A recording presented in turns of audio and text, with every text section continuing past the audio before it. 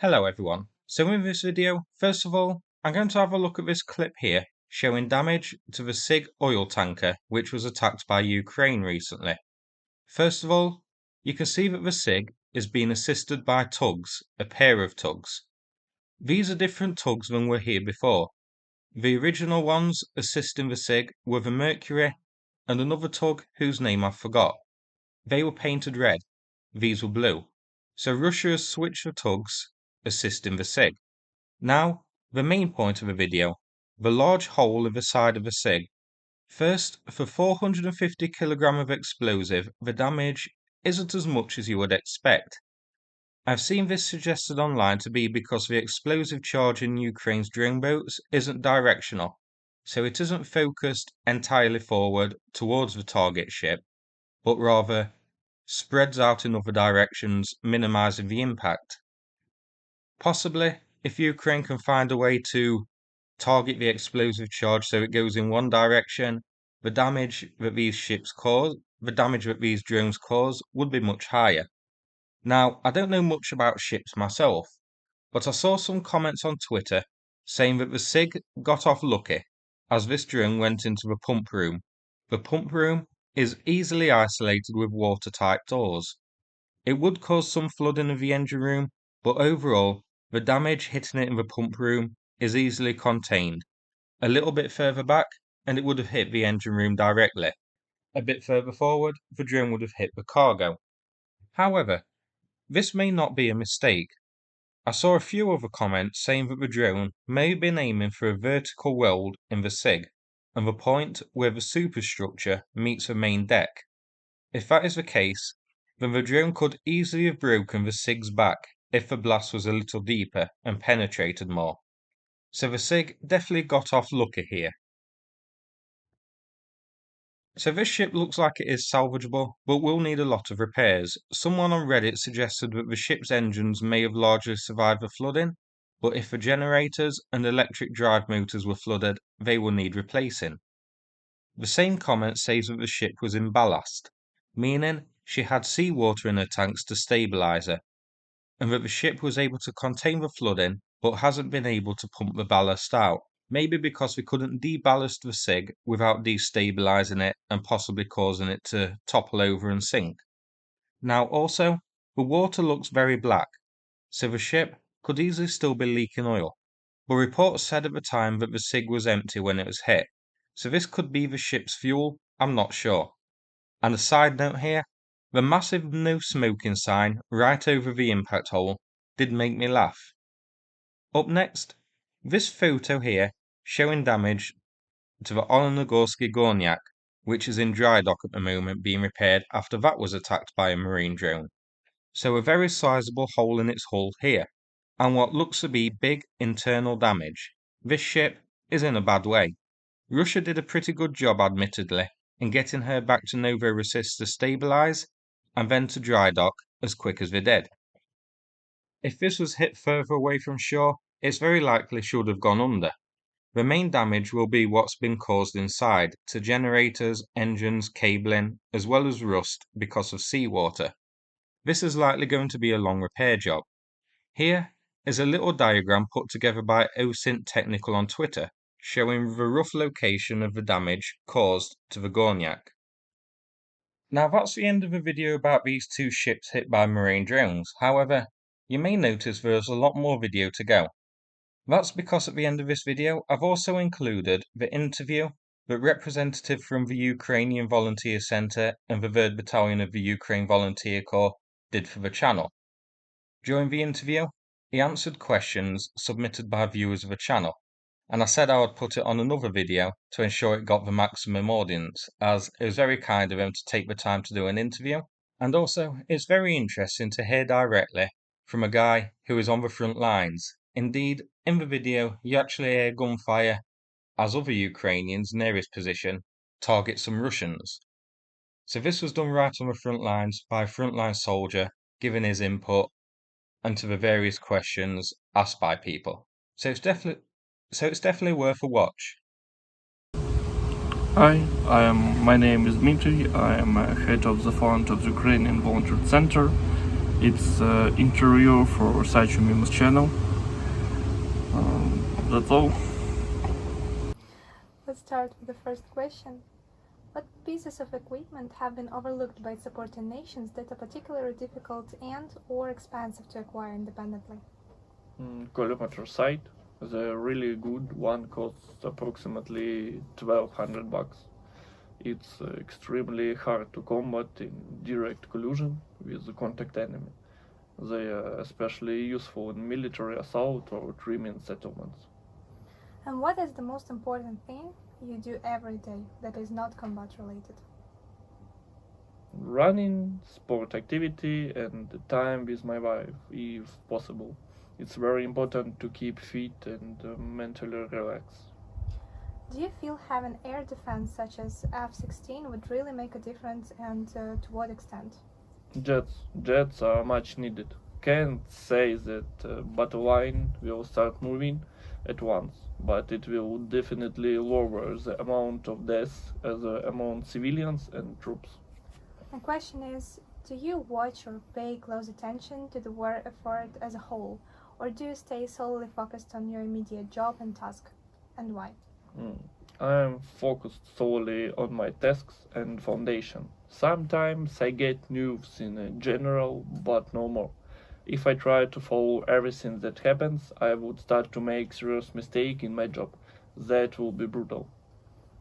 My question is this. When the war is over and Ukraine is beginning to rebuild, what types of assistance do you believe will be the most helpful for other nations and private individuals to provide?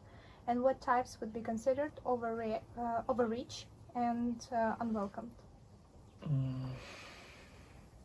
Honestly, I don't know how to answer to this question, but we will definitely be grateful for any help provided. What English songs are on your playlist when you rock out together? Heavy metal, pop, or chilled? Oh, definitely these are AC/DC, The Doors, Metallica, and Army Funk, Hard Funk. What would you like to tell depoliticized Russians in Moscow and St. Petersburg that aren't affected directly by the war?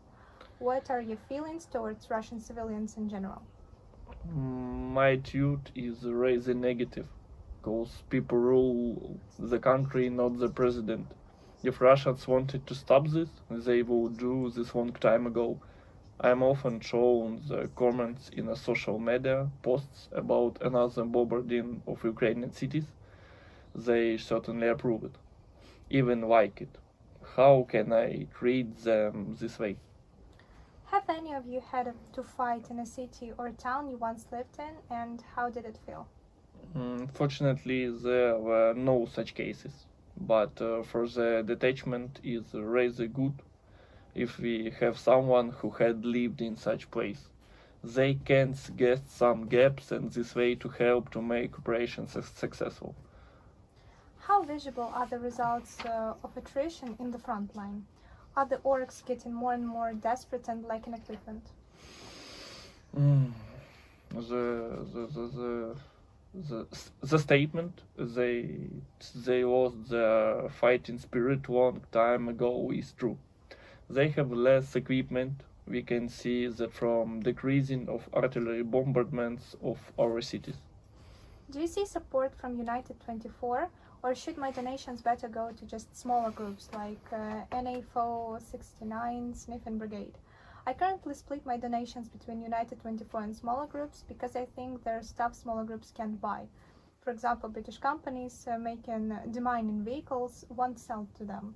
But I'm always a bit wary of larger orgs and wonder how efficient they are. I would give preference to small groups, but only ones who give all the reports and about donation and receipts of Purchases. purchase. Purchases. Покупка. Дякую. Small organizations communicate directly with troops and always know actual and much needed requests. United 24 can provide us with 3 drones, and that is wonderful. But at the same time, without generators and few monitors, they are less effective. and that is exactly what small phones help us with. What's one piece of equipment that you can't go without? Drones, generators, and cars. What are the main strategies to deal with drones attacking your positions? Do you have to use shotguns and weight of fire if you spot a low-flying enemy drone? And how do you tell friends from foe with the drones being used? Attempts to school the drone with guns are extremely dangerous. There is a huge chance of showing your position while doing that. But the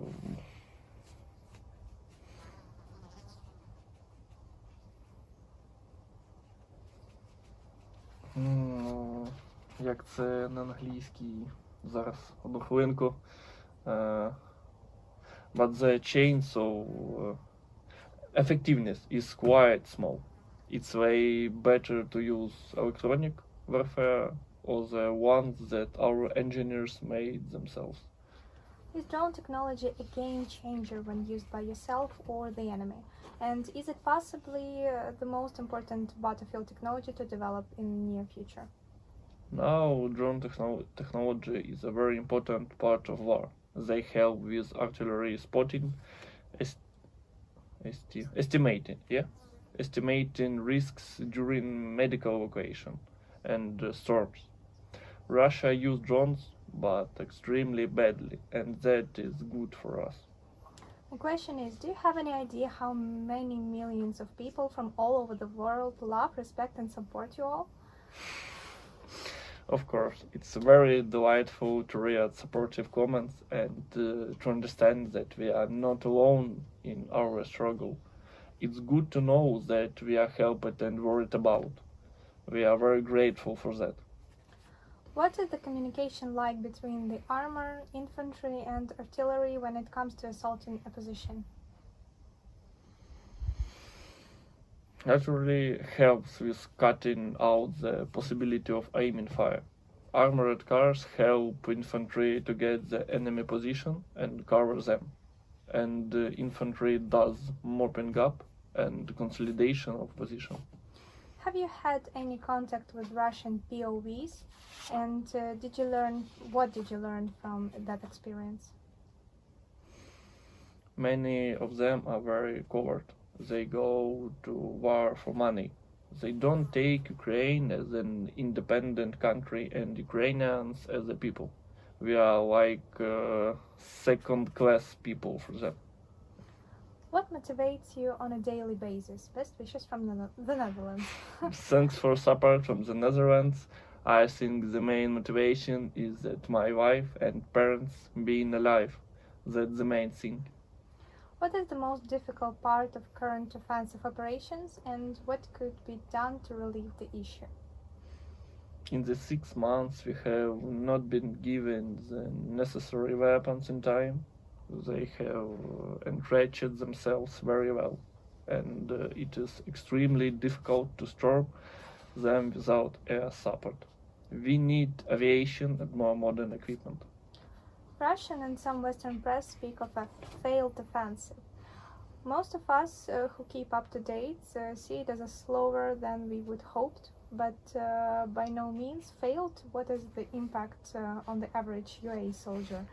Is this press hurting morale?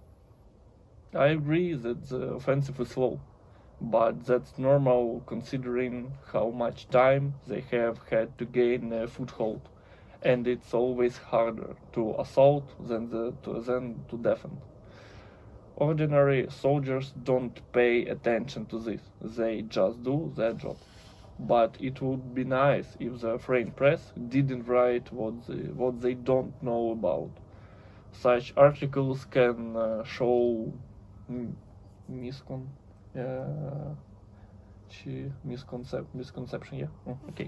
misconceptions among the people. Favorite military ration? Buckwheat porridge with the meat and the concentrated milk. It's very delicious, but I can't even look at beans now. How do you balance your physical as well as mental well-being? Being on a front line for an extended period of time away from family must take a toll on your mental as well as physical health.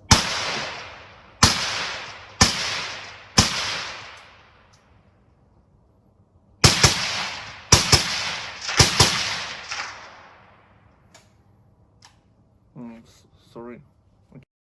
Can you repeat, please?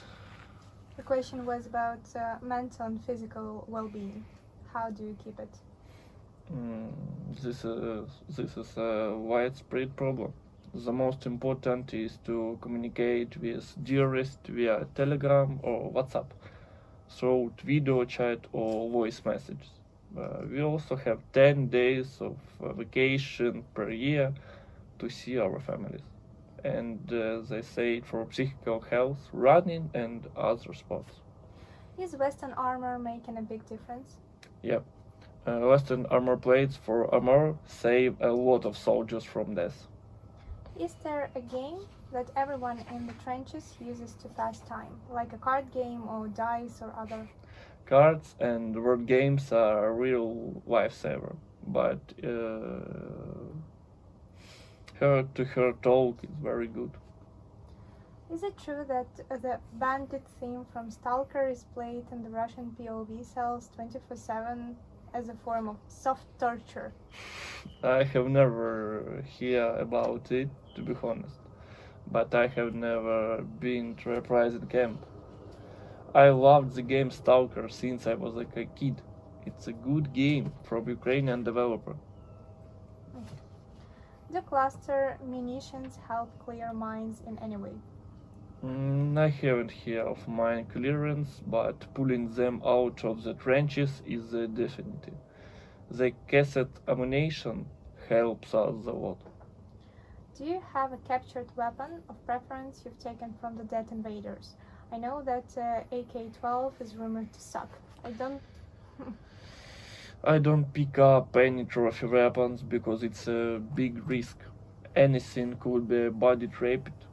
Only a couple of Wagner chevrons from the trophy. What was the first firefight you had with invaders like? It was 2022, my first segment as a stormtrooper on the Donetsk direction. To be honest, it was very scary. Adrenaline stiffened my whole body. My partner hit me in the face. It's such pain in my face to bring me to my sense, and that helped. The gun was old and not even shot. A plate welded from ordinary metal. I guess you could say I got lucky then. Do you have much downtime, and what do you do to stay entertained and upbeat? After I started doing foundation work, time became very tight. A good coffee, video chat with my friends and my wife put me back in a good mood. Has Western infantry training tactics been useful to AFU? In particular, the UK's training given on HVM? I didn't go through it, but I worked with guys from another division who were there. They did their job perfectly, so I am sure it's useful. What brand or model of commercially available drone is the best to donate? Mavic 3 or Mavic 3T. They are very effective, and our soldiers stitch them up to make them harder to shoot down. What is the best spade for frontline use? A sapper shovel is the most necessary thing in war and the most practical. Sorry. Besides your loved ones, what do you miss most when you are away from home? Computer games, hot shower, and comfortable bed. If I'm going to write a letter to my government, what message from you should I include? He's from Germany. Hi, and thank you for your support from Germany. I don't know, write them to believe in us. What do you do to kick back when you're on leave? I sleep, eat good food, not beans, and play GTA 5 and Minecraft with my friends. Which Russian vehicle is most feared? No, they don't have some kind of super weapons or equipment. Do you feel yourself dehumanizing the enemy, and if so, do you take measures to encourage or discourage? I'm just doing a job and they just a target. I'm always remembering what they do with prisoners and civilian people. How long off-road vehicles last? How difficult drone operation with electronic suppression? Vehicles, yeah? Vehicle. Vehicle are expendable, just like drones. We often lose vehicle through artillery and drones to suppression. But even so, they are incredibly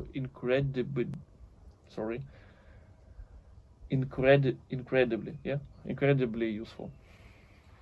What if you see a landship moving around your perimeter? What will you do? I will drop to the ground and start digging under myself to get as low as I can. What's the funniest fuck up you have witnessed with orcs commit?